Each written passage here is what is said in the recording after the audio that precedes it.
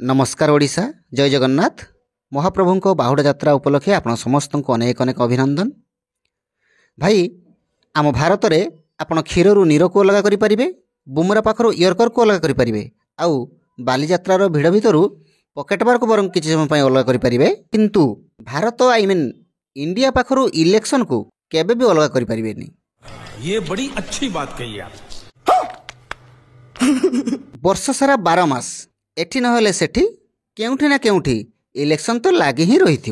ये देखुना general election 2024 उच्चाट देशरू न कमुणु पुणी एक इलेक्शन रिजल्ट आसीगला। माने काटछाट करिकी कथाटा हला 7टी राज्यर 13 गोटी विधानसभा पाई बाई इलेक्शन रिजल्ट आसी जाइछि। एही इलेक्शन रे कहा भागरे पड़िला केते सीट आसंतु देखिबा आजिर वीडियो रे। बिहार रो गोटिए सीट, हिमाचल प्रदेश रो 3 गोटी सीट, मध्य प्रदेश रो गोटिए सीट, पंजाब रो गोटिए सीट, तमिलनाडु रो गोटिए सीट, उत्तराखंड रो 2 गोटी सीट एवं पड़ोसी वेस्ट बेंगल रो 4 गोटी सीट। एमिति भाबरे गाय मोट 13 गोटी सीट रे बाई इलेक्शन होइथिला।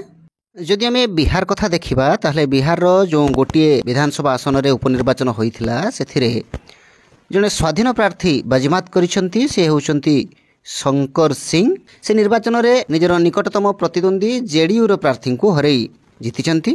हिमाचल प्रदेश रो 3 गोटी सीट कथा देखिबा ताले हिमाचल प्रदेश रो 3 गोटी सीट मध्यरु डेहरा सीट रे भारतीय जातीय कांग्रेस रो प्रार्थी विजय लाभ करथिला बेले हमीरपुर सीट रे भारतीय जनता पार्टी अर्थात बीजेपी रो प्रार्थी विजय लाभ करछंती। अन्य पक्षरे आलागढ़ सीट रे भारतीय जातीय कांग्रेस रो प्रार्थी विजय लाभ करछंती। एई 3टी जाक आसन रे प्रतिद्वंदिता बीजेपी एवं कांग्रेस भितर होइथिला, जोथिरु बीजेपी गोटी आसन रे विजय लाभ करथिला बेले कांग्रेस हाथ में 2टी आसन लगी। ठीक से भाव में मध्य प्रदेश अमरवारा सीट रे विधानसभा उपनिर्वाचन कथा जदि देखिबा सेठी भारतीय जनता पार्टी प्रार्थी विजय लाभ करछंती एवं पंजाब रो जलंधर वेस्ट ए गोटे मात्र सीट पर उपनिर्वाचन होइतिला, सेथिरे आम आदमी पार्टी प्रार्थी विजय लाभ करछंती। तमिलनाडु मध्य मात्र गोटे आसन पर उपनिर्वाचन होइतिला विक्रमांदी विधानसभा निर्वाचन मंडली पई, सेथिरे डीएमके रो प्रार्थी विजय लाभ करछंती।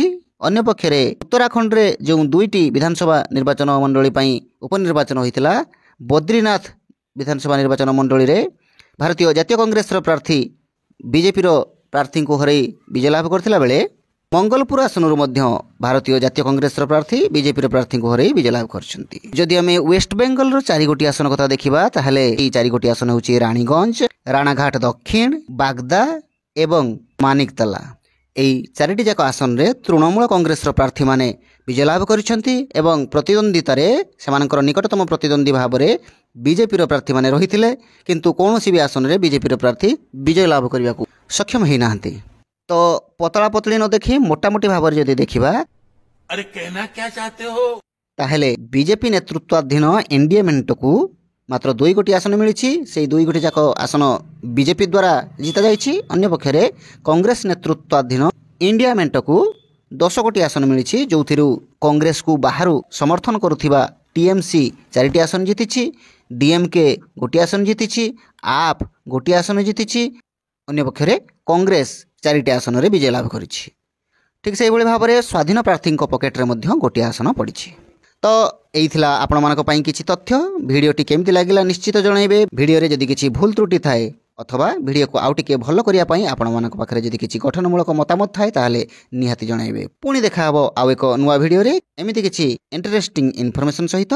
सेते बेले जाय विदाई दियंतु। नमस्कार, जय जगन्नाथ, वंदे उत्कल जननी।